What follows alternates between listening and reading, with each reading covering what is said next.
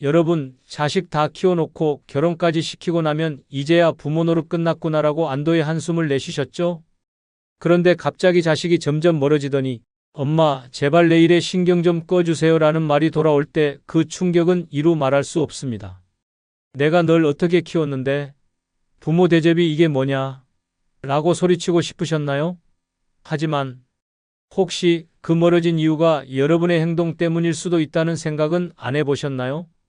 다 키운 자식, 특히 결혼한 자식과 틀어지는 부모의 가장 큰 문제는 자식의 삶에 간섭하고 여전히 부모로서의 권위를 고집하려 한다는 것입니다. 자식이 이미 하나의 가정을 꾸린 어른임에도 불구하고 끊임없이 조언을 가장한 참견과 잔소리를 던진다면 관계가 틀어지는 건 시간 문제입니다. 오늘은 다 키운 자식과 틀어지는 부모의 잘못된 7가지 행동을 살펴보겠습니다. 여러분이 어떤 실수를 하고 계신지 냉정히 점검해 보세요. 나는 늘 옳았다는 생각이 자식을 떠나게 만들고 있을지도 모릅니다. 지금부터 시작합니다. 구독, 좋아요 누르시면 시작하겠습니다. 첫 번째는 자식의 배우자를 비판하며 불만을 드러내기입니다. 여러분, 혹시 자식의 배우자가 마음에 들지 않는다고 솔직히 표현하고 계신가요? 우리 집안에는 안 맞는 사람이야. 저 사람은 도대체 왜 그렇게 행동하니? 같은 말을 무심코 내뱉으셨다면 그게 자식과의 관계를 망치는 지름길일 수 있습니다. 자식에게 배우자는 인생의 동반자이자 가장 소중한 사람인데 그 사람을 비판하는 순간 자식은 부모의 말을 사랑이 아닌 간섭과 공격으로 받아들입니다. 한 어머니의 사례를 들어볼까요? 그녀는 아들의 결혼을 처음부터 반대했습니다. 여자가 너무 예쁘장한 건 좋지만 뭐 하나 믿음직스럽지가 않아. 우리 아들 감당 못할 거야 라고 속으로 생각하며 계속 의심했죠. 하지만 아들이 결혼을 강행하자 어머니는 속으로 쌓아둔 말을 하나씩 꺼내기 시작했습니다. 명절에 며느리가 음식을 준비할 때 어머니는 이렇게 말했습니다. 요즘 젊은 애들은 음식을 왜 이렇게 대충 하니? 우리 땐 정성 가득한 음식이 기본이었는데 며느리가 집안 청소를 해도 이렇게 하면 먼지가 안 닦인다니까? 내가 다시 할게라고 참견했습니다. 아들은 처음엔 어머니와 아내 사이를 중재하려 했지만 시간이 지날수록 지쳤습니다. 결정적인 순간은 어머니가 친구들에게 이런 말을 했을 때입니다. 우리 며느리 참 별로야. 애는 안 낳을 생각인지 집안일도 제대로 못하고 이런 애랑 결혼한 우리 아들 참 불쌍해. 이 말을 우연히 들은 며느리는 눈물을 흘리며 아들에게 이렇게 말했습니다. 당신 어머니는 날 존중하지 않아. 앞으로 그 집엔 발도 들이고 싶지 않아. 결국 아들은 어머니와 거리를 두기 시작했습니다. 부모가 자식의 배우자를 비판하면 자식은 배우자와 부모 사이에서 곤란한 입장이 됩니다. 배우자를 지키려다 부모와 멀어질 수밖에 없는 상황이죠. 부모로서 자식의 선택을 믿어주고 배우자를 존중해주는 태도가 필요합니다. 아무리 마음에 안 들어도 배우자는 자식이 선택한 가족입니다. 그 선택을 부정하는 순간 자식과의 관계도 부정되는 셈입니다. 이와 관련된 실제로 한 편을 소개해드리겠습니다. 한 시어머니 혜숙 씨는 아들의 결혼식 날부터 며느리가 마음에 들지 않았습니다. 얼굴은 예쁘지만 저런 애가 과연 우리 집 살림에 어울릴까? 라는 생각이 머릿속을 떠나지 않았죠. 하지만 겉으로는 티를 내지 않고 지켜보기로 했습니다. 문제는 결혼 후 첫 명절에 터졌습니다. 며느리가 혜숙 씨 집에 도착하자마자 이렇게 말했죠. 어머니, 떡국은 제가 해볼게요. 시어머니는 속으로 자신 있나 보내라고 생각하며 지켜봤습니다. 그런데 떡국이 완성되자마자 한 숟가락 맛본 혜숙 씨는 얼굴을 찡그렸습니다. 이게 떡국이니? 우리 집에선 이런 식으로 안 해. 며느리는 당황했지만 그래도 다음 요리를 준비했습니다. 그런데 이번엔 혜숙 씨가 주방으로 들어가며 칼질은 왜 이렇게 하니? 손이라도 다치겠다. 간은 제대로 봤어? 이렇게 하면 짜서 못 먹는다라며 사사건건 잔소리를 했습니다. 결국 며느리는 아무 말도 못하고 방으로 들어가 눈물을 흘렸죠. 결정적인 사건은 혜숙 씨가 친구들에게 며느리를 험담했을 때 일어났습니다. 우리 며느리? 예쁘긴 한데 그게 다야. 살림도 못하고 손주를 낳을 생각도 없어 보이더라고. 우리 아들이 괜히 고생할 것 같아. 이 말을 우연히 들은 며느리가 그날 밤 아들에게 폭발했습니다. 당신 어머니가 날 이렇게 비하하는데 내가 어떻게 존중해?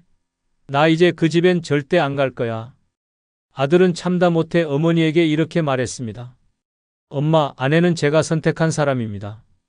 그녀를 비난하는 건 곧 저를 부정하는 거예요. 제발 며느리를 존중해 주세요.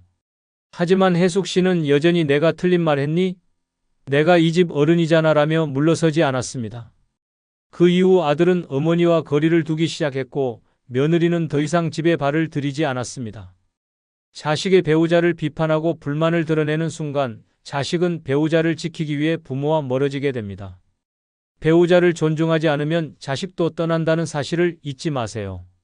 두 번째는 자식의 실패를 끊임없이 지적하기입니다. 혹시 자식이 힘든 일을 겪을 때 내가 그럴 줄 알았다. 왜 내 말을 안 듣고 그렇게 했냐? 같은 말을 습관적으로 하시나요? 부모로서 조언을 해주는 것이 아니라 과거의 실패를 끊임없이 지적하고 질책한다면 자식은 부모에게 더 이상 기대할 게 없다고 느낄 수 있습니다. 한 할아버지의 사례를 들어보겠습니다. 그는 평생 자식을 위해 헌신하며 살았지만 그만큼 자식의 실패를 용납하지 못하는 사람이었습니다. 아들이 사업 실패로 힘들어할 때도 그는 이렇게 말했습니다.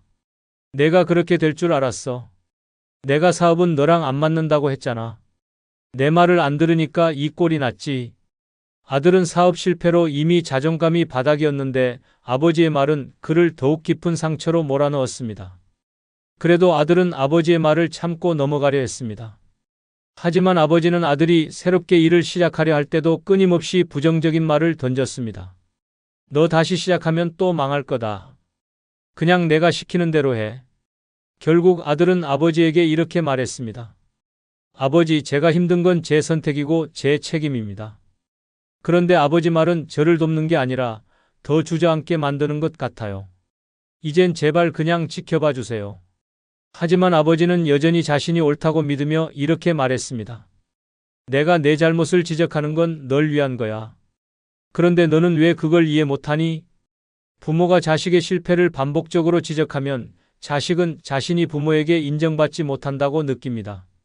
그 결과 부모와의 관계를 점점 단절하려고 하죠. 자식의 실패는 스스로 극복해야 할 과제입니다. 부모로서 그것을 비난하기보다 나는 내가 다시 일어설 수 있다고 믿는다는 응원의 메시지를 보내는 것이 훨씬 더 가치 있습니다. 부모는 자식의 삶을 비판자가 아닌 응원자로서 바라봐야 합니다. 실패를 지적하는 대신 자식의 선택을 존중하고 믿어주는 태도가 자식과의 관계를 건강하게 유지하는 길입니다. 그럼 이와 관련된 실제 사례 한 편을 소개해 드리겠습니다. 준호 씨는 대학 졸업 후 큰 꿈을 품고 창업에 도전했습니다. 그러나 현실은 녹록지 않았습니다. 첫 사업은 적자만 쌓이다 결국 문을 닫았죠. 그런데 더 큰 문제는 아버지의 반응이었습니다.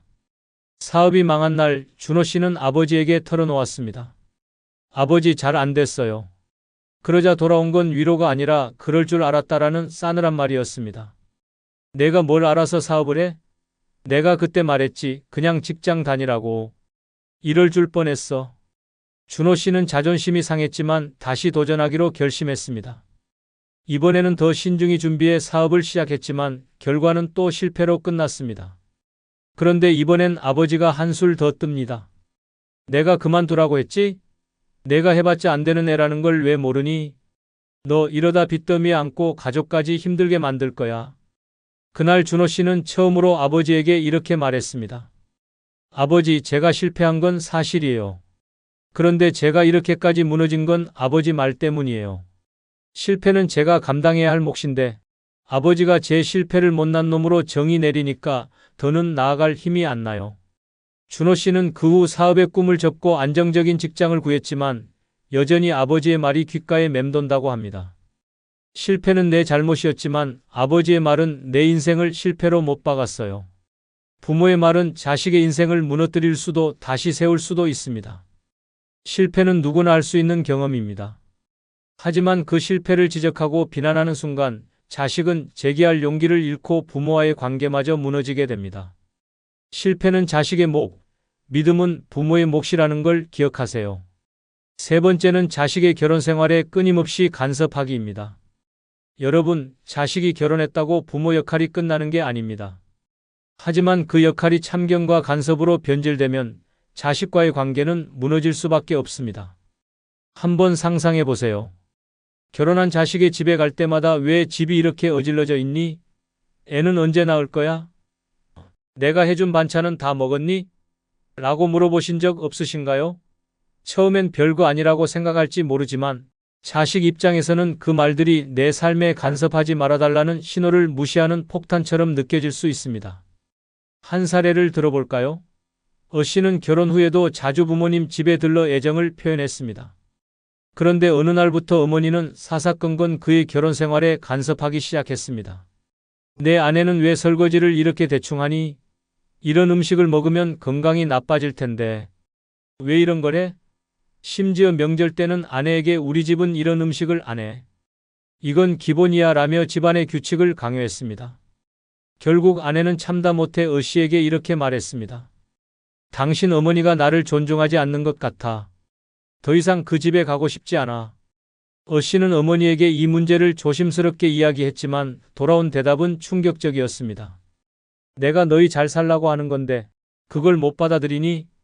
결국 자식은 부모와의 거리를 두기 시작했고 방문 횟수도 점점 줄어들었습니다.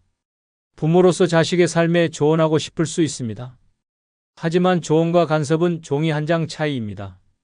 결혼한 자식은 이미 독립된 가정을 꾸렸고 스스로의 방식대로 살아가는 어른입니다.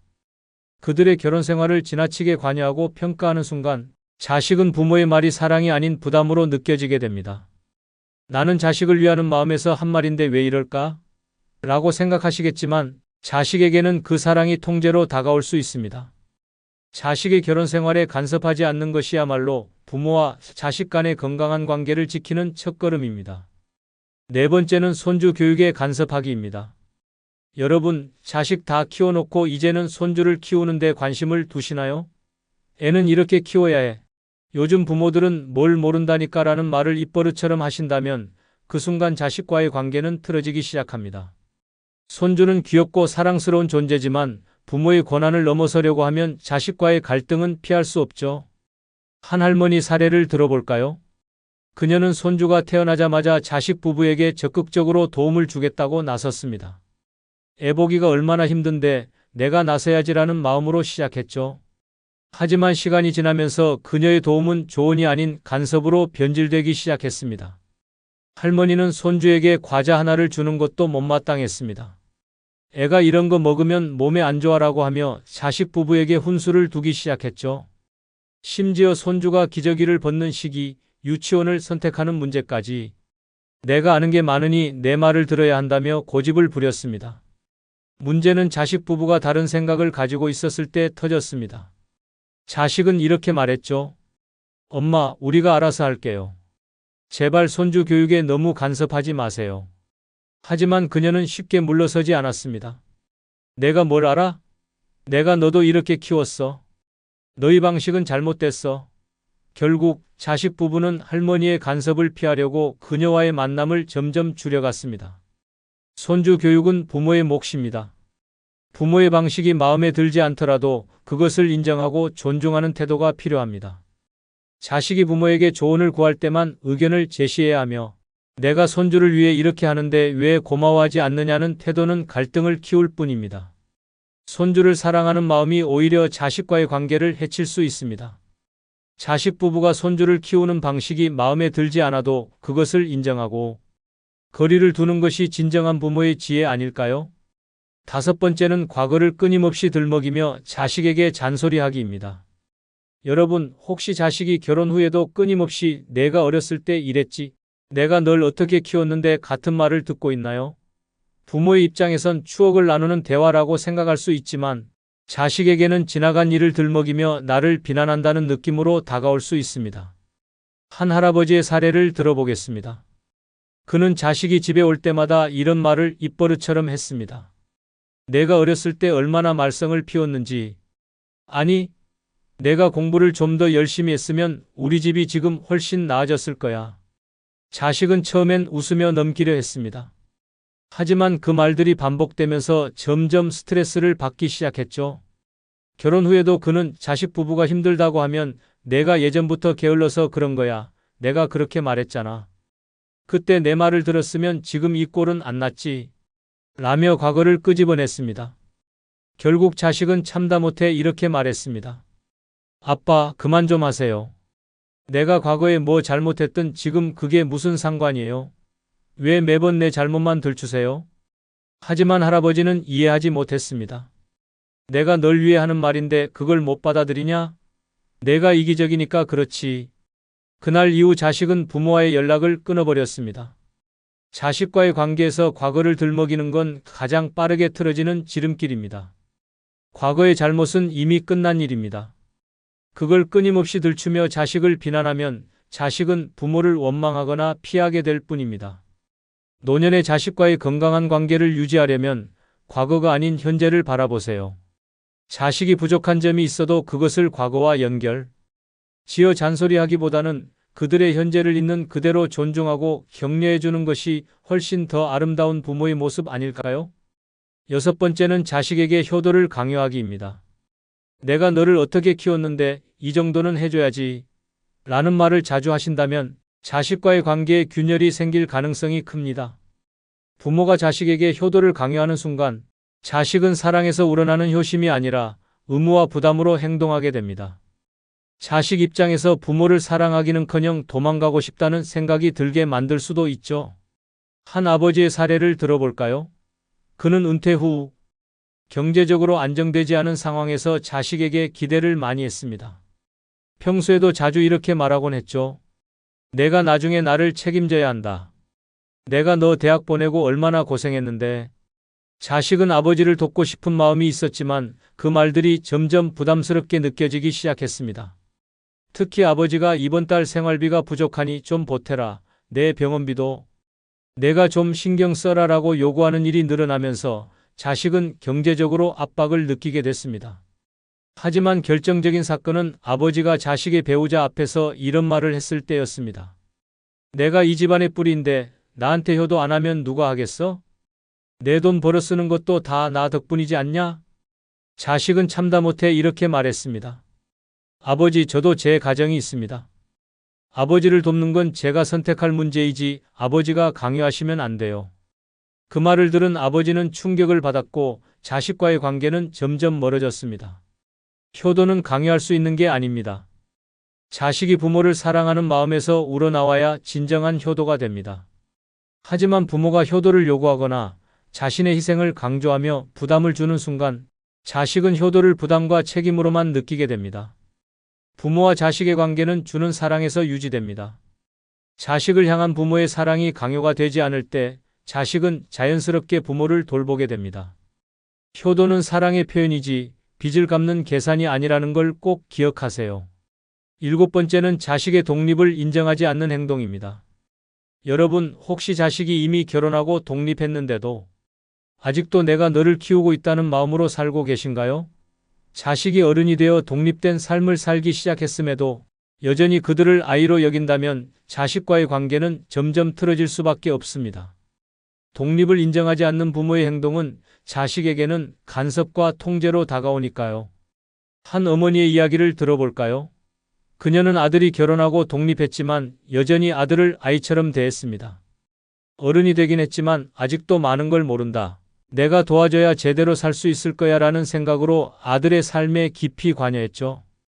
예를 들어 아들이 이사간 새 집에 오자마자 집안을 샅샅이 살펴보며 이렇게 말했습니다. 왜 이렇게 좁은 집에 들어갔니? 이러다 애라도 나오면 어디서 키울 거야? 아들은 불편했지만 그냥 웃어넘겼습니다. 그러나 문제는 그녀가 자주 집에 들러 이건 이렇게 정리해야 해. 너희 부부는 이러면 안 되라며 참견을 시작하면서 터졌습니다. 심지어 냉장고를 열어보고는 이렇게 말했습니다. 먹을 게 이게 다야? 내가 반찬 좀 해다 줄 테니 내 말 잘 들어.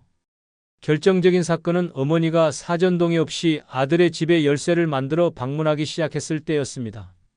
어느 날 그녀가 아들의 부재 중에 집에 와서 정리해두고 간 일을 알게 된 아들은 폭발했습니다. 엄마, 제발 내 삶에 간섭하지 마세요. 저는 이제 어른이고 제 가정을 책임질 수 있습니다. 하지만 어머니는 이렇게 말했습니다. 내가 너희를 위해 해주는 건데 왜 고마워하지도 않고 화를 내니? 부모가 자식의 독립을 인정하지 않는 순간 자식은 자신의 삶이 통제받는 기분을 느낍니다. 어른으로 대우받지 못한다고 느끼면 부모와의 거리는 자연스럽게 멀어질 수밖에 없습니다. 노년에는 자식이 아닌 자신의 삶에 집중하는 태도가 필요합니다. 자식의 독립을 인정하고 이제 내 삶은 내가 책임질 수 있다는 믿음을 주는 것이 건강한 관계를 유지하는 비결입니다. 여러분, 자식 다 키워놓고 이젠 내 곁에 있겠지라는 기대를 하셨나요? 하지만 부모의 잘못된 행동 하나가 그 기대를 산산조각 낼 수 있다는 걸 기억하세요. 부모와 자식의 관계는 신뢰로 이어져야 합니다. 잔소리와 간섭을 멈추고 자식의 인생을 응원하는 편안한 버팀목이 되어주세요. 그것이야말로 진정한 부모의 사랑 아닐까요? 이번 영상에 조금이라도 마음에 드셨다면 멤버십 가입하여 후원해 주시면 더 좋은 영상으로 보답하겠습니다. 새해 복 많이 받으십시오. 여러분, 은퇴 후에 이제야 진짜 내 삶을 산다고 생각하셨나요? 그런데 혹시 아십니까? 은퇴 후에 무심코 내뱉은 한마디가 내가 왜 그런 말을 했을까라는 후회를 불러오고 심지어 남들과의 관계를 단번에 끊어버릴 수도 있다는 걸요. 나 사실 은퇴 자금 얼마 있어, 자식들. 요즘 속 썩여 같은 말은 듣는 사람에게 의도와 전혀 다르게 부담과 불편함으로 다가갈 수 있습니다. 자랑 같지만 불쾌한 말, 푸념 같지만 은근히 도움을 요구하는 말, 한순간의 가벼운 농담이 남들에게는 이 사람하고는 거리를 둬야겠다는 생각을 심어줄 수도 있습니다. 오늘은 은퇴 후 절대 말하면 안 되는 7가지 치명적인 말을 이야기해 보려 합니다. 여러분의 소중한 관계를 지키고 싶다면 이 7가지만큼은 꼭 말하지 마세요. 구독, 좋아요 누르시면 시작하겠습니다. 첫 번째는 나 은퇴 자금 얼마 있어 라는 말입니다. 여러분, 은퇴 후 남들과의 대화에서 나 사실 은퇴 자금 꽤 있어 라는 말을 꺼내셨다면 그 순간부터 문제는 시작됐습니다. 내 돈 자랑이 부러움이나 축하로 끝날 거라 생각하셨나요? 천만의 말씀입니다. 그 말 한마디로 사기꾼들의 레이더망에 정확히 잡히는 순간이 될 수도 있습니다. 실제 사례를 들어볼까요? 한 은퇴자는 지인들과 모임 중에 이런 말을 꺼냈습니다. 나 이번에 은퇴 자금으로 집 하나 사놓고 은행에도 좀 넣어놨어. 이 말에 모두 웃으며 고개를 끄덕였지만 그중 한 명의 속내는 달랐습니다. 이 사람 돈 좀 있네? 한번 공략해볼까? 며칠 뒤 그 지인은 이렇게 말했습니다. 형님, 제가 좋은 투자처를 알고 있어요. 그냥 은행에 넣어두는 건 이율도 낮고 손해입니다. 요즘 부동산이 대세라니까요. 은퇴자는 속으로 그래, 돈을 벌어야지라며 마음이 흔들렸습니다. 결국 그는 지인의 추천으로 큰 돈을 투자했지만 몇 달 뒤 그 지인은 연락이 두절됐고 투자한 돈은 허공으로 사라졌습니다. 여기서 끝이 아닙니다. 돈 자랑은 단순히 사기꾼들에게만 먹잇감을 제공하는 게 아닙니다. 가까운 지인들이나 심지어 가족들까지도 저 사람 돈 많다더니 좀 빌려달라고 해볼까? 라는 생각을 하게 만들죠. 돈을 빌려주고 받지 못하거나 부탁을 거절한 뒤 관계가 어색해지는 일은 흔히 벌어지는 시나리오입니다. 돈은 조용히 숨겨야 지킬 수 있습니다. 나 돈 있어라는 한마디가 주변 사람들의 시선과 의도를 바꿀 수 있다는 걸 잊지 마세요. 은퇴 후엔 돈 자랑이 아니라 조용한 관리가 진정한 지혜입니다. 돈 이야기는 입 밖에 꺼내지 마세요. 그 한마디가 내 돈을 날리고 관계까지 망칠 수 있습니다. 그럼 이와 관련된 실제 사례를 한 편 소개하겠습니다. 김 씨는 은퇴 후 동네 친구들과의 술자리에서 가벼운 마음으로 이런 말을 했습니다. 나 은퇴 자금 꽤 있어. 집값도 올랐고 은행에 여유 자금도 꽤 넣어놨지. 그 말을 들은 친구들은 겉으로는 잘 됐네 라며 축하했지만 속으로는 각기 다른 계산을 하기 시작했습니다. 며칠 후 그중 한 친구가 김 씨를 찾아와 이렇게 말했습니다. 형님, 제가 요즘 좋은 투자 정보를 하나 알게 됐는데요. 그냥 은행에 돈 넣어두는 건 손해입니다. 이 투자만 하면 원금은 물론이고 이자가 몇 배로 돌아올 거예요. 평소 돈에 대해 철저했던 김 씨도 친구의 진지한 태도에 흔들리기 시작했습니다. 결국 김 씨는 은퇴 자금 중 절반을 그 친구가 추천한 투자처에 넣었습니다. 처음 몇 달은 이자가 조금씩 나오고 있네라며 안심했습니다. 그런데 어느 날 갑자기 연락이 끊긴 친구와 함께 투자금도 흔적 없이 사라졌습니다. 사기를 당한 걸 알게 된 김 씨는 큰 충격에 빠졌지만 이미 모든 돈은 돌이킬 수 없는 상태였습니다. 그뿐만이 아닙니다. 김 씨가 돈을 잃었다는 소식이 퍼지자 주변 친구들까지도 그를 멀리하기 시작했습니다. 그 돈 자랑하더니 결국 사기당했대. 나까지 끌어들이려는 건 아니겠지? 이런 불신 속에서 김 씨는 홀로 남게 되었고 노년의 평화를 완전히 잃어버렸습니다. 은퇴자금 이야기는 절대 남들에게 꺼내지 마세요. 그 말 한마디가 사기꾼을 끌어들이고 주변 사람들마저 떠나게 만드는 시작점이 될 수 있습니다. 돈은 자랑할수록 위험해지고 숨길수록 안전하다는 걸 꼭 기억하세요. 두 번째는 자식들 요즘 속 썩인다는 말입니다. 여러분, 자식이 속을 썩인다고 해서 지인들에게 하소연처럼 말하는 건 괜찮다고 생각하시나요? 하지만 이 말이 얼마나 치명적인 결과를 불러올 수 있는지 아십니까? 우리 애들 요즘 이렇게 속을 썩인다는 말을 듣는 순간 상대방은 그래, 저 집안은 저렇구나라는 낙인을 찍게 됩니다. 자식은 물론이고 내 체면까지 송두리째 무너지는 상황이 벌어질 수도 있습니다. 실제 사례를 보겠습니다. 한 어머니가 친한 친구들과의 모임에서 이렇게 말했습니다. 우리 아들이 요즘 취직도 못하고 집에서 그냥 빈둥빈둥거려. 정말 속 터진다니까. 친구들은 고개를 끄덕이며 그럴 수도 있지, 젊은 애들 다 그렇다고 위로했지만 속으로는 다른 생각을 했습니다. 저 집 아들은 문제 있네. 아유, 우리 애랑 비교도 안 된다. 며칠 후 그 어머니의 말은 다른 사람들의 입을 통해 더 과장되게 전달되었습니다. 저 집 아들은 취직도 못하고 부모한테 손 벌리면서 산다더라. 이 소문은 동네 전체에 퍼졌고 결국 아들도 그 사실을 알게 되었습니다. 아들은 어머니에게 이렇게 따졌습니다. 엄마, 왜 내 얘기를 남들한테 하고 다녀요? 내가 그렇게 창피한 사람이에요? 결국 두 사람의 관계는 깊은 갈등으로 번졌습니다. 여기서 끝나지 않습니다. 자식 이야기를 남들에게 하소연하듯 꺼냈던 그 어머니는 이후 자식에게도 지인들에게도 불편한 존재가 되었습니다.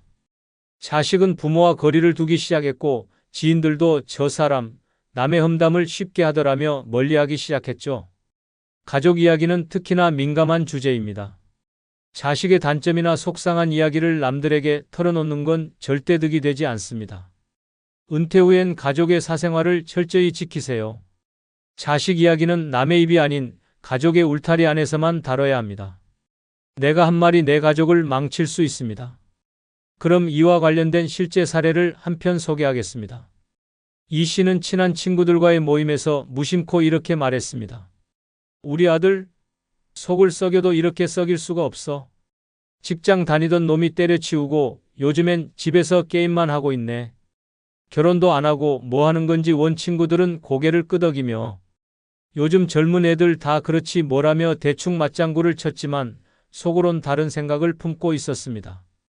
며칠 후 그 이야기는 동네 곳곳으로 퍼졌습니다. 이 씨 아들 취직도 안 하고 집에서 빈둥거린다더라. 소문은 과장되기 시작해 요즘 부모 등골 빼먹는 철없는 아들이라는 이야기로 변질됐습니다. 결국 이 소문이 아들의 귀에까지 들어갔습니다. 아들은 어머니에게 이렇게 따졌습니다.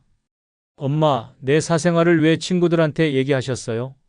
내가 그렇게 창피한 사람인가요? 어머니는 당황하며 변명했습니다. 난 그냥 친구들한테 푸념한 거야. 널 흉본 게 아니야. 하지만 아들은 깊은 상처를 입었습니다. 엄마가 나를 가족이 아니라 남들 험담거리로 쓰시는 것 같아요. 더 이상 얘기 나누고 싶지 않아요. 결국 아들은 어머니와 거리를 두기 시작했습니다. 예전엔 매주 어머니를 찾아오던 아들이 이젠 전화조차 잘하지 않았습니다. 이 씨는 이렇게 한탄했습니다. 내가 친구들한테 그 얘기를 안 했어야 했는데 이젠 내 아들조차 멀어진 것 같아. 자식 이야기는 남들에게 하는 하소연이 아닙니다. 물론 자식 자랑도 마찬가지입니다. 자식의 속썩임을 주변에 떠벌리는 순간 그 말은 자식과의 관계에 치명타를 입히고 내 평판까지 무너뜨리는 결과를 낳을 수 있습니다. 부모와 자식 간의 신뢰는 말 한마디로 무너질 수도 지켜질 수도 있다는 걸 꼭 기억하세요. 세 번째는 내 건강이 너무 안 좋아라는 말입니다. 여러분, 은퇴 후에 건강 이야기를 꺼내는 건 피할 수 없는 대화 주제일 겁니다. 그런데 나 요즘 몸이 너무 안 좋아. 병원만 다녀. 내 병이 점점 심해지는 것 같아라는 말을 남발하면 그 순간부터 상대방은 저 사람은 너무 부담스러워라는 생각을 하게 될 가능성이 큽니다. 실제 사례를 보겠습니다. 한 할머니가 친구 모임에 나가 이런 말을 꺼냈습니다. 요즘 혈압이 너무 높아서 큰일이야. 심장도 안 좋고 의사가 약을 더 늘리래. 처음엔 친구들이 걱정해주며 위로했죠. 아유, 요즘 약 잘 나오니까 괜찮아질 거야. 그런데 이 대화가 만날 때마다 반복되자 분위기는 점점 달라졌습니다. 어느 날 한 친구가 속마음을 털어놨습니다. 저 할머니 만날 때마다 아프다고 하니까 더 이상 무슨 얘기를 해야 할지 모르겠어. 우리 모임이 병원 대기실도 아니고 다른 친구들도 점점 모임에 나오지 않기 시작했고 그 할머니는 혼자 남았습니다. 결국 그녀는 나를 다들 피하는 것 같아. 나만 이렇게 외로운가? 라며 서글퍼했죠. 건강 문제를 남발하는 말은 단순히 상대방을 피곤하게 만드는 데서 끝나지 않습니다.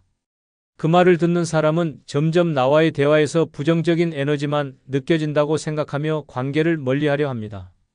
특히 자식에게 엄마 요즘 너무 아파. 내가 병원 좀 같이 가주면 안 되겠니? 같은 말을 반복하면 자식은 부모를 걱정하는 대신 내가 이걸 평생 책임져야 하나? 라는 부담을 느끼게 됩니다. 물론 건강이 중요합니다. 하지만 건강 이야기를 너무 자주 꺼내거나 자신을 지나치게 아픈 사람으로 포장하면 주변 사람들에게는 부담감과 피로감을 줄 수 있습니다. 내 건강 문제는 내가 책임지고 긍정적인 태도로 관리하는 모습이야말로 진짜 멋진 노년입니다. 병이 있어도 당당하게 사는 모습이 주변 사람들에게 더 큰 힘을 준다는 걸 잊지 마세요. 네 번째는 내가 이렇게 힘든데 아무도 날 안 도와줘란 말입니다.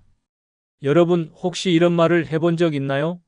내가 이렇게 힘든데 왜 아무도 날 안 도와주는 거야? 이 말은 내 처지를 호소하는 것처럼 보이지만 듣는 사람 입장에선 부담과 죄책감을 떠넘기는 말로 다가옵니다. 특히 자식들에게 이런 말을 했다면 자식의 마음은 이미 멀어지고 있을 가능성이 높습니다. 한 아버지의 사례를 들어볼까요? 그는 은퇴 후 생활이 힘들어지면서 자식들에게 자주 하소연했습니다. 너희가 나를 좀 더 도와줬으면 좋겠다. 내가 이렇게 힘든데 너희는 도와줄 생각도 안 하니? 자식들은 처음엔 부모를 걱정하며 용돈을 드리고 함께 시간을 보내려 노력했습니다. 하지만 문제는 아버지의 하소연이 끊이지 않았다는 겁니다. 내가 병원비도 힘든데 너희는 어쩜 이리 무심하냐? 내 동생은 이만큼 줬는데 너는 왜 안 주냐? 같은 말들이 이어지자 자식들은 점점 지쳐갔습니다. 결국 큰딸은 아버지에게 이렇게 말했습니다. 아빠, 저희도 가정이 있고 책임져야 할 일이 많아요. 매번 이런 말씀하시면 저희도 힘들어요. 그 말을 들은 아버지는 크게 상처받았지만 정작 자식들의 마음도 이미 멀어져 있었습니다. 자식에게 하소연하는 말은 부모의 힘든 처지를 전달하는 게 아니라 너희가 나를 충분히 돌보지 않는다는 비난처럼 들릴 수 있습니다. 하소연은 내 감정을 털어놓는 행위일 뿐 문제를 해결해 주진 않습니다. 오히려 자식과 지인들에게 부담스럽고 힘든 사람이라는 이미지를 심어줄 수 있습니다. 은퇴 후에는 하소연보다 내 문제는 내가 해결한다는 의연한 태도가 필요합니다. 자식이나 지인들에게 의지하려는 마음을 내려놓고 스스로를 책임지는 모습을 보여주세요. 그게 진짜 어른다운 노년입니다. 다섯 번째는 내 자식이 얼마나 성공했는지 알아? 란 말입니다. 여러분, 은퇴 후에 자랑거리가 줄어들면서 자식 자랑으로 대화를 시작한 적 있으신가요? 우리 아들 이번에 승진했더라고. 연봉도 엄청 올랐대. 우리 딸은 애 키우면서도 박사 학위 받았어. 같은 말이 대화의 화제가 된 적이 있다면 그 순간부터 듣는 사람들의 속은 복잡해지기 시작했을 가능성이 큽니다. 사례를 들어볼까요? 한 아버지는 친구들과의 모임에서 자식 자랑을 늘어놓았습니다. 우리 아들 이번에 외국계 기업으로 옮겼는데 연봉이 억대래. 진짜 내 자식이지만 대단하지 않아? 처음엔 친구들이 박수를 치며 축하했습니다. 하지만 모임이 끝난 후 친구들은 이렇게 수군댔습니다.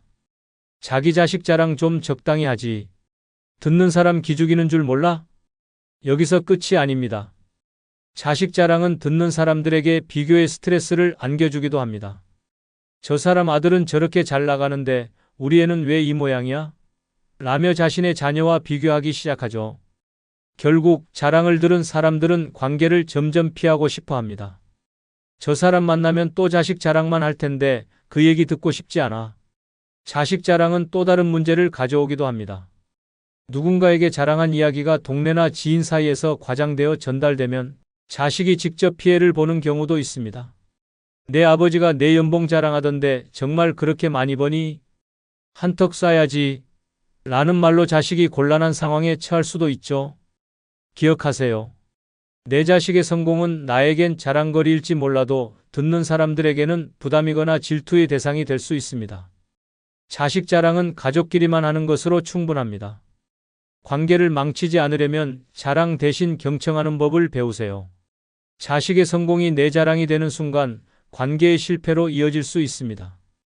6번째는 요즘 생활이 너무 힘들어란 말입니다. 여러분, 요즘 생활비가 빠듯해서 힘들다. 내가 이렇게 힘들게 사는 걸 누가 알아주나? 라는 말을 자주 하신 적 있나요? 이런 하소연은 듣는 사람에게 공감보다 부담과 불편함을 안겨주는 독이 될 수 있습니다. 한 할머니의 사례를 들어보겠습니다. 그녀는 지인들과의 모임에서 자주 하소연했습니다. 요즘 물가가 너무 올라서 생활비가 부족해. 애들한테 돈 달라고 하기도 미안하고 정말 사는 게 힘들어. 처음엔 지인들이 고개를 끄덕이며 그렇죠. 요즘 다 힘들죠라며 위로했습니다. 하지만 이 대화가 반복되면서 분위기는 점점 차가워졌습니다. 어느 날 한 지인이 속마음을 털어놨습니다. 저분 만나면 매번 힘들다는 얘기만 하니까 정말 피곤해. 나도 내 생활이 힘든데 그 얘기까지 들어야 하나? 결국 사람들은 모임에서 그 할머니를 점점 멀리하기 시작했습니다. 저 사람 말 들으면 기운만 빠져. 이뿐만이 아닙니다. 하소연은 듣는 사람에게 나를 도와달라는 신호로 읽히기도 합니다. 자식이나 지인들은 하소연을 듣다 보면 혹시 돈을 빌려달라는 얘긴가? 아니면 뭘 요구하는 건가? 라는 생각에 스트레스를 받게 됩니다. 하소연이 반복될수록 도움이 필요한 사람으로 낙인 찍히고 사람들은 점점 거리를 두게 되죠. 물론 은퇴 후 생활이 쉽지 않을 수 있습니다. 하지만 그 어려움을 자꾸 말로 꺼내는 건 결코 문제를 해결해 주지 않습니다. 오히려 스스로 문제를 극복하지 못하는 사람이라는 이미지를 남길 뿐입니다.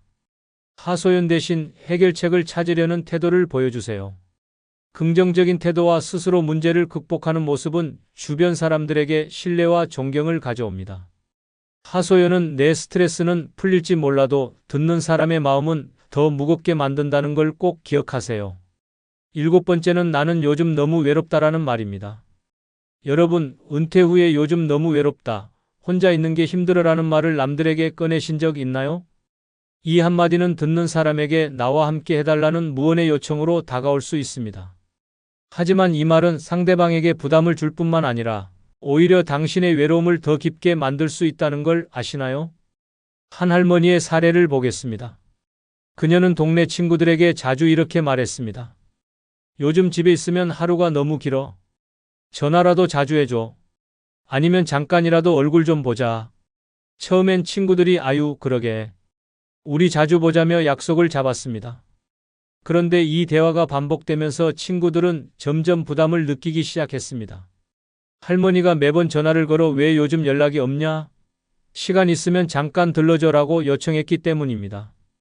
친구들 입장에선 할머니의 외로움을 이해하면서도 자신의 생활도 있기 때문에 계속 응답하기가 힘들었죠. 결국 친구들은 할머니와의 관계를 점점 피하게 됐습니다. 저분은 만나면 외로움 얘기만 하니까 너무 무겁고 피곤해.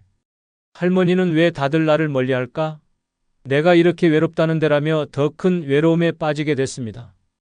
외로움은 누구나 느낄 수 있는 감정이지만 그것을 남들에게 지나치게 이야기하면 상대방은 부담을 느낄 수밖에 없습니다. 오히려 내 외로움을 상대가 해결해줘야 한다는 인상을 주게 되고 그로 인해 관계가 멀어질 위험이 큽니다. 외로움을 해결하는 가장 좋은 방법은 자신만의 취미나 활동을 찾는 겁니다. 친구들에게 외로움을 하소연하기보다는 내 스스로 외로움을 달래는 법을 배우는 것이 훨씬 더 건강한 선택입니다. 외로움은 남이 해결해주는 문제가 아니라 스스로 극복해야 하는 과제라는 걸 꼭 기억하세요. 그럼 구독, 좋아요 다시 한번 부탁드리며 오늘 영상이 조금이라도 도움이 되셨다면 멤버십 가입으로 후원해 주시면 다음 영상 제작에 큰 힘이 될 겁니다. 오늘도 행복한 하루 되십시오. 여러분, 형제, 자매는 세상에서 가장 가까운 가족이지만 동시에 가장 큰 상처를 주고받을 수 있는 존재이기도 합니다. 어릴 때는 부모님의 울타리 안에서 싸우고 화해하며 자랐지만 나이가 들면서 각자의 삶을 살다 보면 생각의 차이도 커지고 감정의 골도 깊어집니다. 그런데도 가족이니까 괜찮겠지, 형제끼리는 다 이해해줘야 하는 거 아니야? 라는 착각을 하다가 결국 씻을 수 없는 상처를 남기게 됩니다. 특히 노년에는 형제, 자매가 남은 유일한 혈육이 되기도 합니다. 하지만 단 한마디의 말이 관계를 완전히 끊어버리는 경우가 많습니다. 내가 부모님한테 더 잘했다. 나는 너랑 달라서 혼자 해결했어. 내가 우리 가족의 문제였어 같은 말들은 듣는 순간 평생 남는 원한이 됩니다.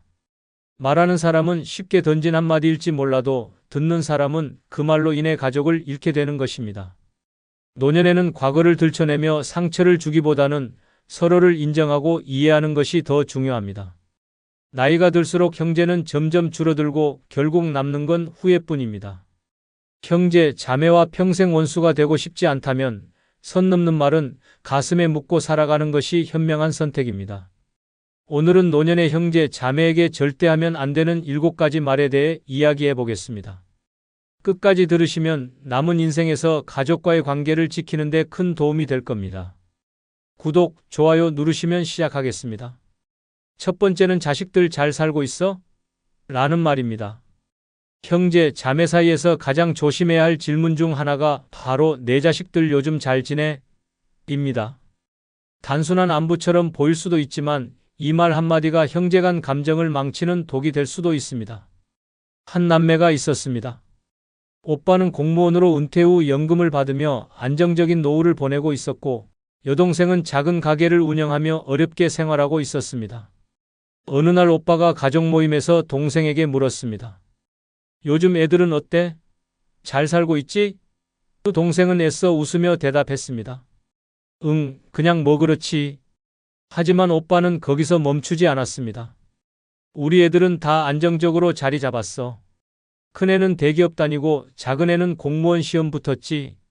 자식이 잘 돼야 부모도 편한데 말이야. 너도 마음 좀 편해지겠네? 그 말을 듣는 순간 동생의 얼굴이 굳어졌습니다. 사실 그녀의 아들은 취업을 준비하며 몇 년째 고생 중이었습니다. 경제적으로도 부담이 컸고 그로 인해 동생은 매일 밤 고민하며 지냈습니다. 그런데 오빠는 무심코 자식 자랑을 섞어가며 너는 어떤데? 라고 물었습니다. 동생은 억지로 웃었지만 속으로는 내 속이 어떤지 알지도 못하면서 쉽게 말하네. 라고 생각했습니다. 이런 질문이 왜 위험할까요? 자식 문제는 부모에게 있어 가장 예민한 부분입니다. 형제 사이에도 경제적, 환경적 차이가 생길 수밖에 없는데 한쪽이 너무 잘 살고 있고 다른 한쪽이 힘들다면 단순한 안부 인사도 상대방에게 상처가 될 수 있습니다. 특히 우리 애들은 잘 나간다 같은 말을 덧붙이면 그 순간부터 자식 이야기 자체가 비교가 되어버립니다. 형제, 자매 사이에서는 자식 이야기를 최대한 조심스럽게 다뤄야 합니다. 괜히 자식들 잘 지내? 라는 말을 던졌다가 상대방이 상처받고 관계가 서먹해질 수 있습니다. 자식 이야기는 자랑도 비교도 평가도 하지 않는 것이 가장 좋은 방법입니다. 두 번째는 유산은 어떻게 나눌 거야? 라는 부모 재산에 관한 말입니다. 노년의 형제, 자매 사이에서 가장 위험한 말 중 하나가 바로 부모님 유산 어떻게 할 거야? 라는 말입니다. 이 말이 나오는 순간 지금까지 쌓아온 형제에는 돈 앞에서 무너질 가능성이 높습니다. 한 형제가 있었습니다. 부모님이 연로하셔서 언제 돌아가실지 모르는 상황이었습니다. 그러던 어느 날 큰형이 가족 모임에서 슬쩍 이야기를 꺼냈습니다. 부모님이 돌아가시면 유산은 어떻게 나누지? 미리 정리해 두는 게 좋지 않겠어? 처음엔 그냥 현실적인 이야기처럼 들렸습니다. 하지만 둘째가 단호하게 말했습니다. 그런 얘긴 좀 너무 빠르지 않아? 문제는 그 후였습니다. 유산 이야기가 한번 나오고 나니 가족 모임이 있을 때마다 미묘한 신경전이 벌어졌습니다. 큰형은 부모님을 자주 찾아뵙고 부모님 앞에서 일부러 살갑게 행동하기 시작했습니다. 동생들은 그런 모습을 보며 속으로 생각했습니다. 형이 지금 부모님한테 잘 보이려는 건가? 그리고 부모님이 돌아가셨을 때 결국 형제들은 법적으로 유산을 나눴지만 감정의 골은 깊어졌습니다. 나는 부모님한테 더 잘했는데 왜 똑같이 나눠? 라는 생각이 들었고 작은 형은 결국 이렇게 말하고 관계를 끊어버렸습니다. 우리 이제 유산도 다 나눴으니까 볼일 없겠네. 유산 이야기는 꺼내는 순간 서로를 경쟁자로 만들 수 있습니다. 특히 부모님이 아직 살아계실 때 이런 얘기를 하면 쟤는 돈만 보고 있구나라는 인상을 줄 수 있습니다. 돈 문제가 얽히는 순간 형제애는 쉽게 깨질 수밖에 없습니다. 노년이 되면 형제 자매와의 관계는 돈이 아니라 추억과 정으로 유지되는 것입니다. 돈이 개입되는 순간 가족 관계는 계약 관계처럼 변질됩니다. 유산 문제는 부모님이 알아서 정리하시도록 두고 형제끼리는 돈이 아닌 마음을 나누는 것이 더 중요합니다. 유산을 두고 싸우느라 형제의 연을 끊는 것만큼 어리석은 일이 또 있을까요? 그럼 유산은 어떻게 나눌 거야? 한마디의 가족회의가 전쟁터로 변한 실제 사례 한 편을 소개하겠습니다. 아버지가 세상을 떠난 지 한 달도 지나지 않았지만 삼남매는 부모님이 남긴 집과 재산을 어떻게 정리할지 논의하기 위해 모였습니다. 평소에는 바빠서 얼굴 보기도 힘들었지만 유산 문제만큼은 예외였습니다. 우리 가족은 돈 문제로 싸울 일이 없을 거야. 라고 믿었던 막내딸은 그게 착각이었다는 걸 깨닫게 되었습니다. 가장 먼저 입을 연 사람은 장남이었습니다. 장남은 부모님을 가장 오래 모셨다는 사실을 강조하며 집은 당연히 자신이 가져야 한다고 주장했습니다. 내가 부모님 곁에서 마지막까지 돌봤으니까 이 집은 내가 가져야 해. 처음에는 둘째와 막내도 어느 정도 이해하려 했습니다. 하지만 형이 말을 이어갈수록 점점 분위기가 이상해졌습니다. 그 대신 너희는 남은 현금을 나눠 가지면 되잖아. 막내는 순간 귀를 의심했습니다. 부모님이 남긴 재산 대부분이 이 집이었고 현금이라고 해봐야 얼마 되지 않았습니다. 결국 형은 나는 집, 너희는 조금 남은 돈이라는 말도 안 되는 제안을 하고 있었습니다. 둘째는 참지 못하고 비웃으며 말했습니다. 형, 우리가 부모님 남긴 돈만 받고 끝내라는 거야? 우리가 언제 형보다 덜했어? 생활비며 병원비며 엄마 간병할 때는 내가 거의 도맡았잖아.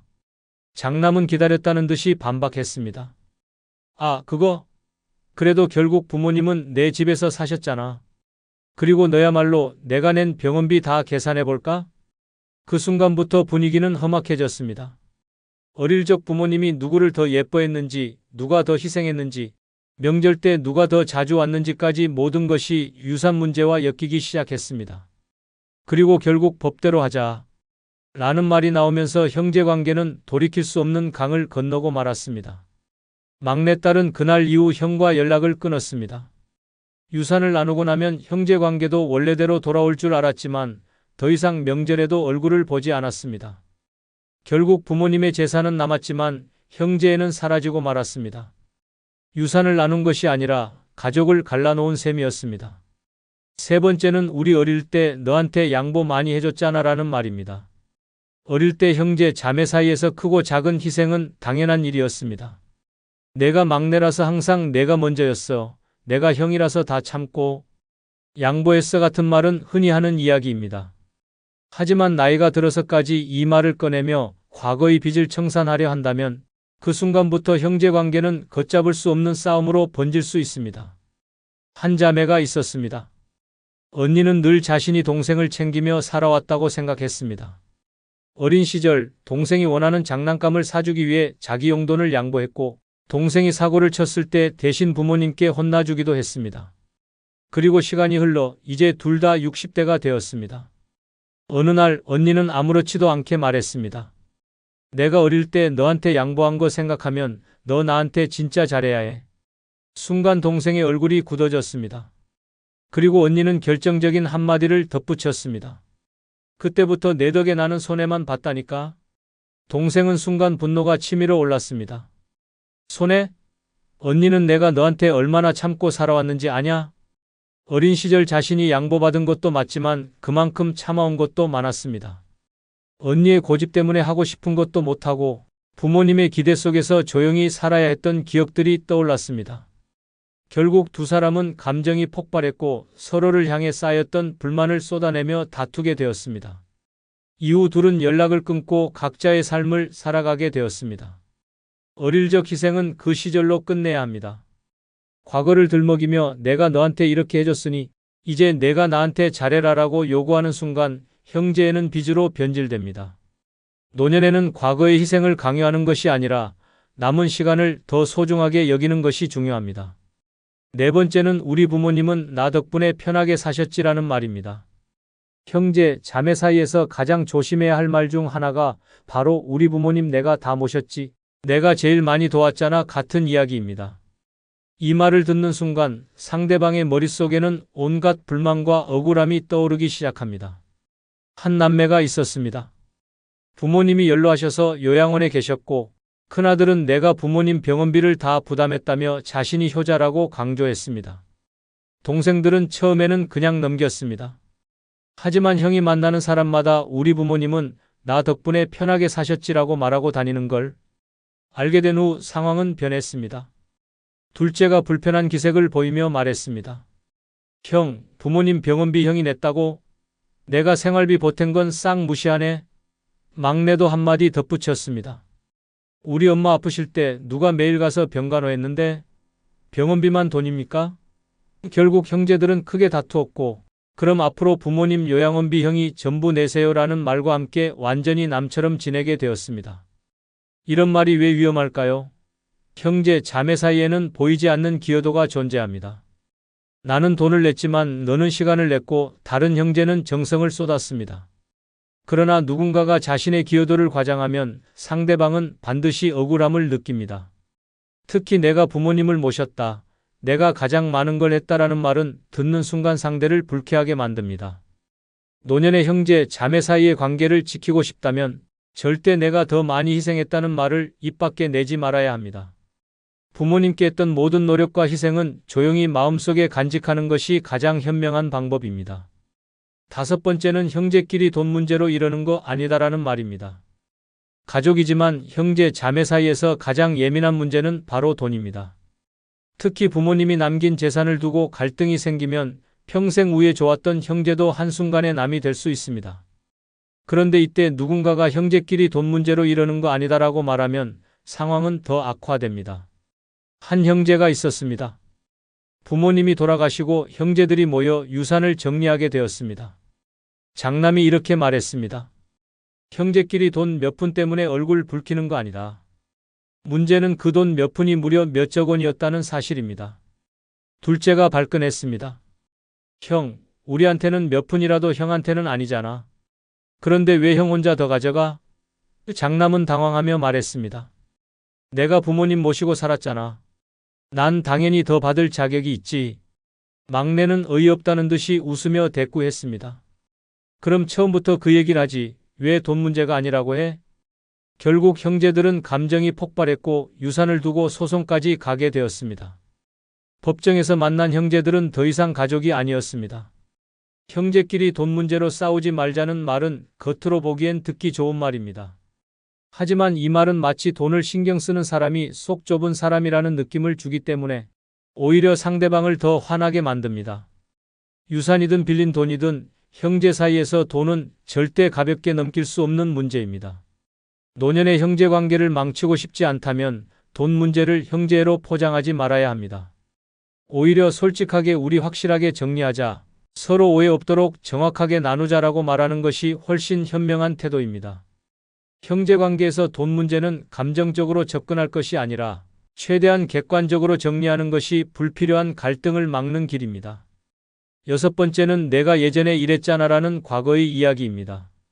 형제, 자매 사이에서 절대 하지 말아야 할 말 중 하나가 너 옛날에 그랬었잖아 같은 과거 이야기입니다.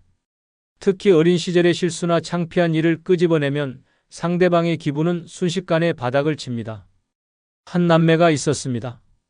오빠와 여동생은 나이가 들면서 각자 가정을 꾸렸고 이제는 가끔씩 명절이나 가족 행사에서 얼굴을 보는 정도였습니다. 그런데 어느 날 가족 모임에서 오빠가 술을 한잔하더니 이렇게 말했습니다.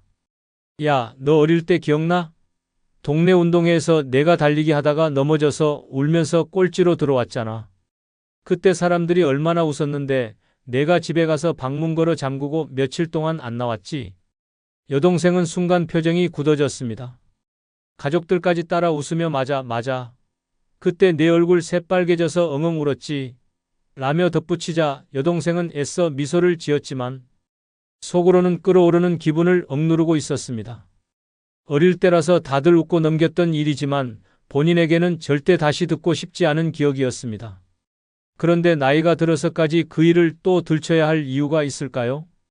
형제, 자매 사이는 오래된 인연이지만 그렇다고 해서 상대방이 과거 이야기를 듣고 싶어 하는 것은 아닙니다. 누구나 실수했던 시절이 있고 창피했던 기억이 있습니다. 그런데 그걸 가족이라고 해서 아무렇지 않게 꺼내는 것은 상대방을 배려하지 않는 행동입니다.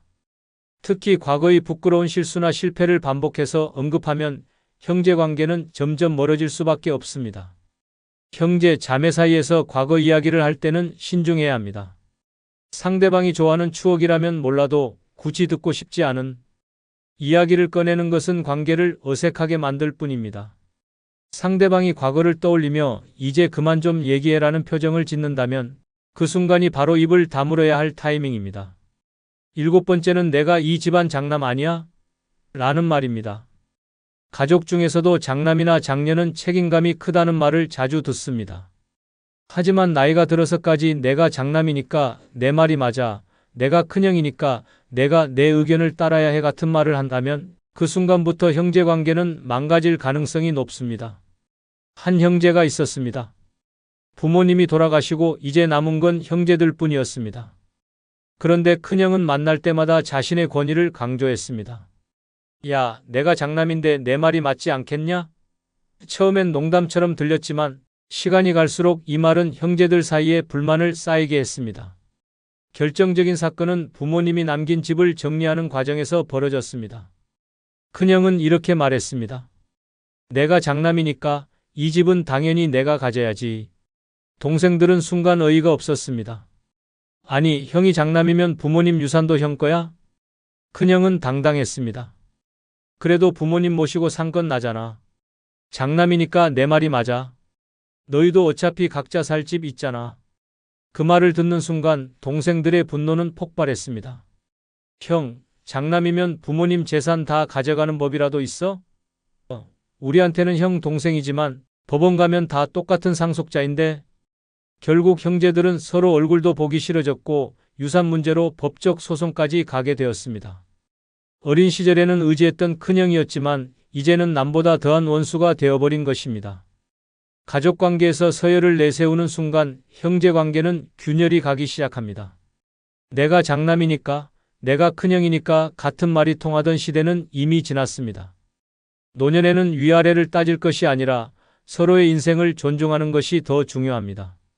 나이가 많다고 해서 무조건 옳은 것이 아니며 형제 사이에서는 권위보다 배려가 더 큰 힘을 가집니다. 끝으로 멤버십 가입으로 후원해 주시면 다음 영상 제작에 큰 힘이 됩니다. 부탁드리겠습니다. 한 달 나이 들면 누구나 한 번쯤 이런 생각을 합니다. 내가 이렇게 열심히 살아왔는데 결국 남는 게 뭔가? 젊었을 땐 가족을 위해, 친구와의 관계를 위해 일하느라 정신없이 달려왔습니다. 하지만 시간이 지나면서 하나둘 곁을 떠나고 결국 혼자가 되는 순간이 찾아옵니다. 문제는 그때입니다. 준비 없이 맞이하는 노후는 재앙과도 같습니다. 돈이 없으면 삶이 비참해지고 건강이 나빠지면 남에게 의존해야 하며 외로움까지 덮쳐오면 정신적으로 무너질 수밖에 없습니다. 이 세 가지가 없으면 노후는 지옥이 됩니다. 슬프지만 현실입니다. 젊을 땐 몰라도 나이 들면 선택지가 없습니다. 그때 가서 후회해도 소용없습니다. 지금 당장 준비해야 합니다. 노후에 이 세 가지만 제대로 갖춰놓으면 혼자 살아도 절대 불행하지 않습니다. 오히려 누구보다 자유롭고 평온한 삶을 누릴 수 있습니다. 하지만 이걸 놓치면 돌이킬 수 없는 위기가 찾아옵니다. 지금부터 그 세 가지를 알려드리겠습니다. 끝까지 집중해서 들어주시기 바랍니다. 첫 번째, 외로움은 노인을 서서히 죽입니다. 노후의 가장 무서운 것은 가난도 병도 아닙니다. 진짜 가장 끔찍한 것은 외로움입니다. 돈이 있어도 건강이 좋아도 혼자 남겨지면 삶이 무너집니다. 젊었을 때는 친구도 많고 가족도 곁에 있지만 나이가 들면 하나둘씩 사라집니다.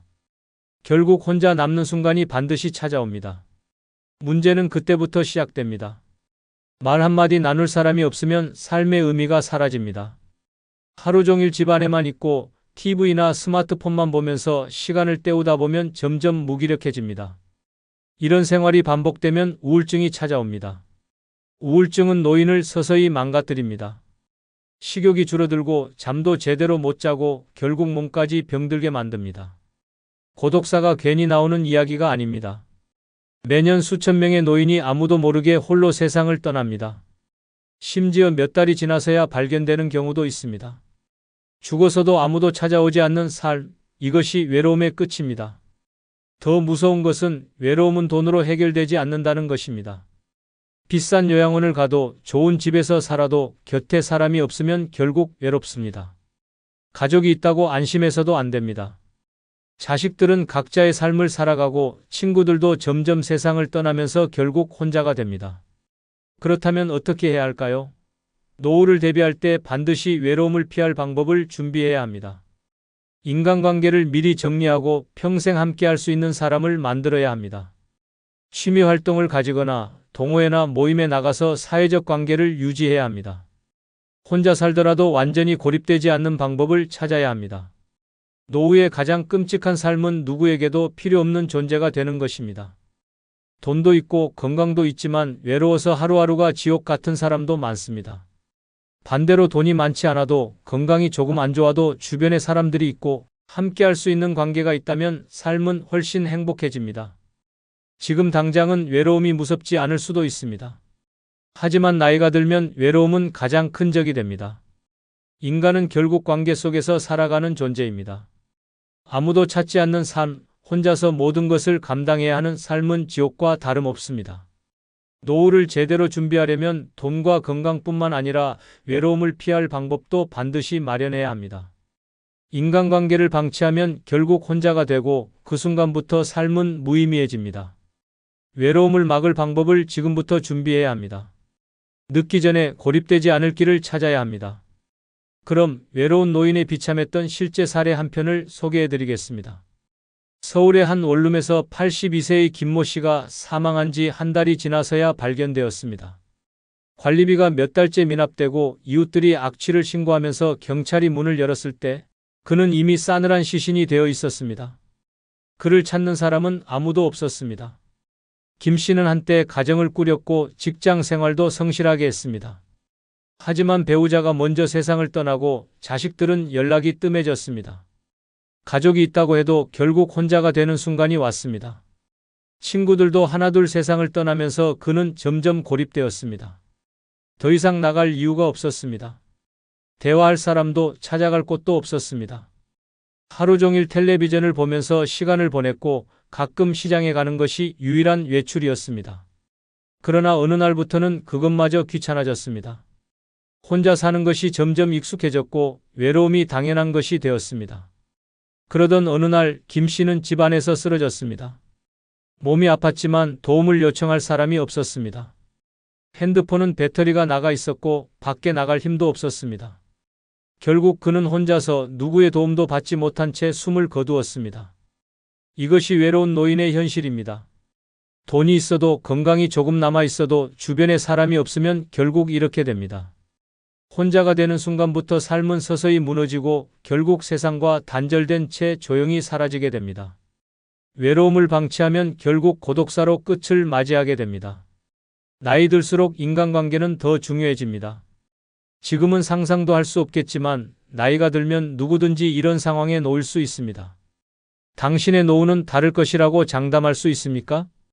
지금 당장 준비하지 않으면 누구나 이런 최후를 맞이할 수 있습니다. 두 번째, 돈이 없으면 노후는 지옥이 됩니다. 노후에 가장 먼저 준비해야 할 것은 돈입니다. 돈이 없으면 아무것도 할 수 없습니다. 젊었을 때는 건강이 받쳐주고 일할 수 있는 기회라도 있지만 나이가 들면 모든 것이 달라집니다. 아무리 젊었을 때 잘 나갔어도 돈이 없으면 노후는 끔찍한 생존 게임이 됩니다. 병원비 한번 나갈 때마다 통장이 비어갑니다. 물가가 오르면 생활비 부담이 커집니다. 갑자기 예상치 못한 지출이 생기면 대책이 없습니다. 돈이 없으면 선택권이 사라집니다. 먹고 싶은 것, 가고 싶은 곳, 하고 싶은 일, 모든 것이 돈이 있어야 가능합니다.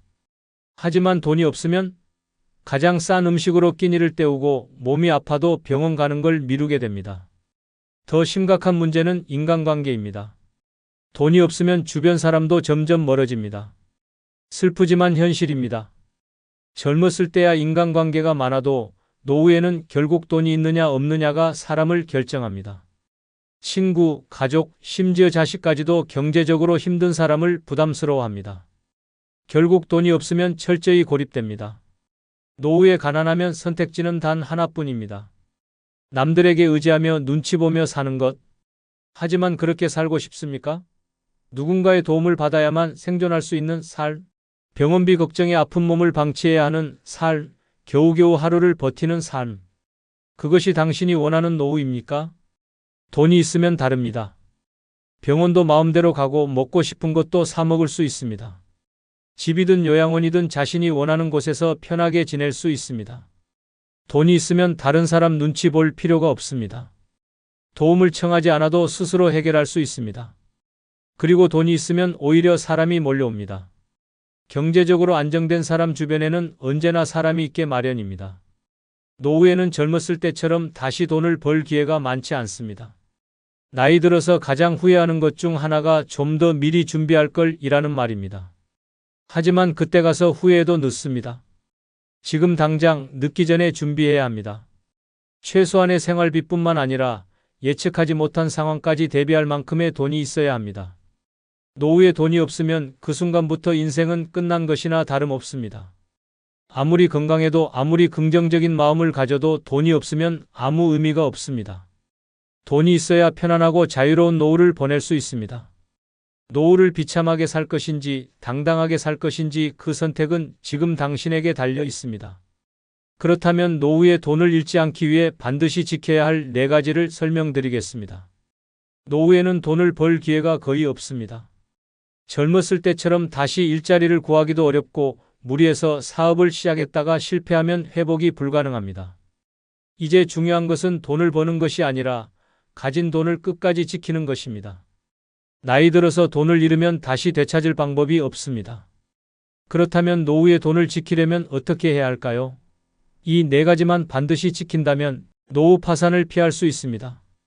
첫째, 자녀에게 모든 돈을 주지 마라. 입니다. 많은 부모들이 자녀를 위해 재산을 미리 넘겨주지만 이것이 노후 파산의 원인이 됩니다. 자녀가 부모의 노후를 책임져 주지 않습니다. 아무리 효자, 효녀라고 해도 시간이 지나면 상황이 변합니다. 특히 재산을 미리 넘겨주면 자식이 결혼하거나 경제적으로 어려워질 때 부모를 돌보지 않는 경우가 많습니다. 설령 자녀가 도와주고 싶어도 본인의 가정이 힘들어지면 결국 부모를 챙길 여력이 없습니다. 내 돈은 끝까지 내가 관리해야 합니다. 자녀에게 도와줄 수는 있지만 본인의 생활이 무너지지 않을 만큼만 도와야 합니다. 결론, 노후에는 돈을 벌 수 없다. 지키는 것이 생존이다. 노후에는 돈을 잃으면 끝입니다. 다시 회복할 기회가 없습니다. 한번 잘못된 선택을 하면 남은 인생이 비참해질 수 있습니다. 절대 무리한 투자, 사기, 과도한 지출, 무책임한 재산 이전을 하지 마십시오. 가진 돈을 끝까지 지키는 것이 노후의 행복을 결정합니다. 지금부터라도 돈을 안전하게 관리하는 습관을 들이십시오.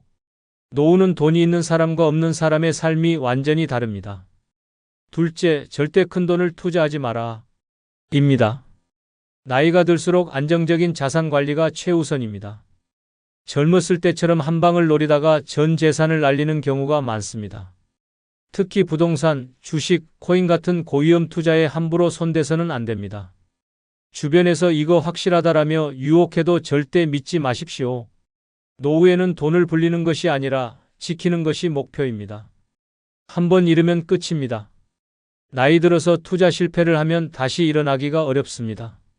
특히 은퇴 후에는 고정 수입이 없기 때문에 투자로 손해를 보면 남은 인생이 비참해질 수 있습니다. 안정적인 예금, 연금, 그리고 최소한의 안전한 투자만 유지하십시오. 셋째, 사기당하지 마라. 입니다. 노후를 망치는 가장 큰 이유 중 하나가 사기입니다. 고령층을 노린 사기는 매년 증가하고 있습니다. 보이스피싱, 유사투자 사기, 다단계 등 돈을 벌어줄게라는 말이 들어가면 무조건 의심해야 합니다. 특히 가까운 사람이라고 방심해서는 안 됩니다. 가족, 친척, 친구라고 해도 돈을 빌려달라고 하면 반드시 확인해야 합니다. 내가 이 돈을 잃으면 다시 회복할 수 있을까? 이 질문을 먼저 해야 합니다. 사람을 믿어도 돈은 믿지 마십시오. 노후에는 돈이 생존과 직결되기 때문에 돈을 잃는 순간 모든 것이 무너질 수 있습니다. 대다수의 사기 범죄는 가까운 사람에게 당한다는 사실을 꼭 기억하기 바랍니다. 넷째, 고정 지출을 최소화하라. 입니다. 노후에는 고정 지출이 줄어들수록 생활이 편해집니다. 가장 위험한 것은 큰돈이 나가는 상황을 만들지 않는 것입니다. 예를 들어 월세, 보험료, 카드값, 자동차 유지비 같은 것들이 부담이 될 수 있습니다. 가능하면 집을 소유하고 있거나 최소한의 생활비로도 유지할 수 있는 환경을 만들어야 합니다. 나이가 들면 몸이 약해지고 예상치 못한 병원비가 들 수 있기 때문에 고정비가 많으면 금방 돈이 바닥납니다. 노후에는 단순하고 검소한 생활이 가장 안전한 선택입니다. 그럼 돈이 없는 노인의 고단한 인생의 실제 사례를 소개하겠습니다. 서울의 한 작은 고시원. 방 안에는 낡은 전기장판과 작은 가방 하나가 전부입니다. 76세의 이모 씨는 이곳에서 홀로 살아갑니다. 한때는 열심히 일하며 가정을 꾸렸고 자식들을 키워냈습니다. 하지만 은퇴 후 수입이 끊기자 상황은 완전히 달라졌습니다. 젊었을 때는 집도 있었고 가족도 있었습니다. 그러나 사업 실패와 병원비로 재산을 모두 탕진했습니다. 남은 것은 작은 연금뿐이지만 월 60만 원으로는 월세조차 내기 벅찹니다. 결국 그는 좁고 습한 고시원으로 들어갔습니다. 생활은 더욱 비참합니다. 하루에 한 끼만 먹습니다. 가장 싼 편의점 도시락을 사서 나눠 먹으며 버팁니다. 건강도 엉망입니다. 무릎 관절이 나빠 병원에 가야 하지만 진료비가 없어 진통제로 버팁니다. 돈이 없으니 교통비를 아끼려고 병원까지 1시간 넘게 걸어갑니다. 더 큰 문제는 외로움입니다. 자식들은 바쁘다는 이유로 연락을 피합니다. 몇 번 도움을 요청했지만 우리도 힘들다는 말만 돌아왔습니다. 친구들도 하나둘 세상을 떠나면서 만날 사람이 없습니다. 결국 그는 하루 종일 방 안에서 TV만 보며 시간을 보냅니다. 겨울이 되면 상황은 더 심각합니다. 난방비가 없어 전기장판 하나에 의지하며 추위를 버팁니다. 밤에는 몸이 얼어붙을 것 같지만 전기세 걱정에 마음대로 온도를 올릴 수도 없습니다. 이런 생활이 계속되면서 그는 점점 무기력해졌고 차라리 빨리 죽는 게 낫겠다는 생각까지 하게 되었습니다. 이것이 돈이 없는 노인의 현실입니다. 한때는 평범한 가장이었고 누구보다 열심히 살았던 사람도 돈이 없으면 이렇게 처참해집니다. 나이가 들면 경제활동이 어려워지고 주변 사람들도 하나둘 떠납니다. 결국 돈이 없으면 몸도 마음도 인간관계도 모두 무너집니다. 노후를 맞이할 준비가 되어 있지 않다면 이 이야기가 당신의 미래가 될 수도 있습니다. 더 늦기 전에 대비해야 합니다. 돈이 없으면 노후는 지옥이 됩니다. 세 번째, 건강이 무너지면 모든 것이 끝납니다. 돈이 있어도 건강이 무너지면 아무 의미가 없습니다. 돈으로 병원비를 해결할 수는 있지만 건강을 되돌릴 수는 없습니다. 노후의 가장 무서운 것은 경제적 어려움이 아니라 건강이 무너지는 순간입니다. 건강이 나빠지면 혼자서 아무것도 할 수 없습니다. 누군가의 도움을 받아야 하고 결국 자신의 삶을 통째로 잃어버리게 됩니다. 젊었을 때는 아파도 금방 회복됩니다. 하지만 나이가 들면 작은 질병도 치명적입니다. 한번 쓰러지면 다시 일어나기가 어렵습니다. 병원에 눕는 순간 스스로 할 수 있는 일이 아무것도 없어집니다. 가장 끔찍한 것은 몸이 불편해지면 자유도 사라진다는 것입니다. 혼자서 밥을 차려 먹을 수 없는 삶, 화장실조차 혼자 갈 수 없는 삶. 이런 현실이 다가오면 자존심도 존엄도 모든 것이 무너집니다. 결국 남에게 의존해야 하는데 누가 끝까지 돌봐줄까요? 자식도 친척도 친구도 결국 자기 인생이 바쁩니다. 요양병원이나 요양원에 들어가야 하지만 그곳에서의 삶이 행복할까요?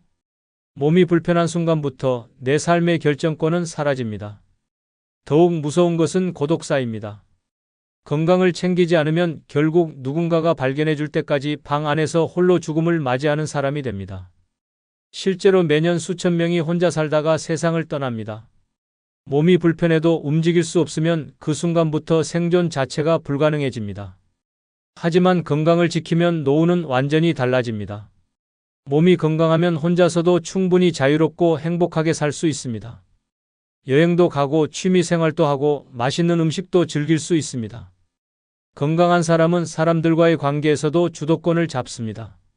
누구도 병약한 사람과 어울리고 싶어 하지 않습니다. 건강한 사람이 모임에서도 중심이 되고 노후에도 활발하게 생활할 수 있습니다. 건강은 미리 준비해야 합니다. 나이 들어서 후회해도 늦습니다. 지금부터라도 운동을 하고 식습관을 바꾸고 건강검진을 챙겨야 합니다. 나이 들면 자연스럽게 건강이 나빠진다고 생각하면 안 됩니다. 관리를 하지 않아서 나빠지는 것입니다. 건강을 챙기지 않으면 돈이 있어도 무의미하고 사람도 떠나고 결국 노후는 끔찍한 나락으로 떨어지게 됩니다. 노후를 대비하는 데 있어 돈보다 더 중요한 것이 건강입니다. 돈이 있으면 편하게 살 수는 있지만 건강이 없으면 결국 아무것도 할 수 없습니다. 건강이 망가지면 선택권이 사라지고 결국 누군가의 도움 없이는 하루도 살아갈 수 없는 처지가 됩니다. 노후를 자유롭게 살고 싶다면 반드시 건강을 지켜야 합니다. 그럼 건강을 잃은 노인의 실제 사례 한 편을 소개하겠습니다. 77세의 박모 씨는 한때 건강을 자신하던 사람이었습니다.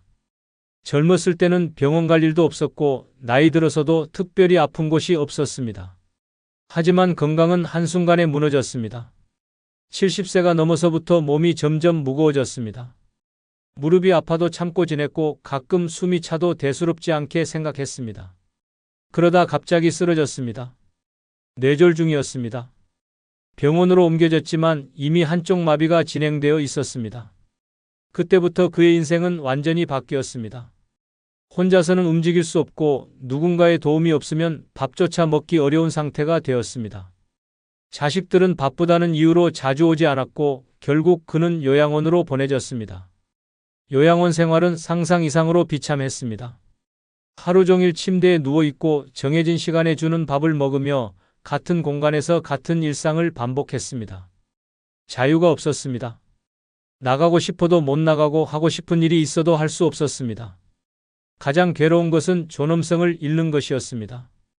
혼자 화장실도 못 가고 몸을 씻는 것도 남의 도움을 받아야 했습니다. 밤마다 이렇게 살 바엔 차라리라는 생각이 들었습니다. 건강만 유지했더라면 이렇게까지 비참해지지는 않았을 것입니다. 이것이 건강을 잃은 노인의 현실입니다. 건강이 없으면 돈도 가족도 자존심도 다 소용없습니다.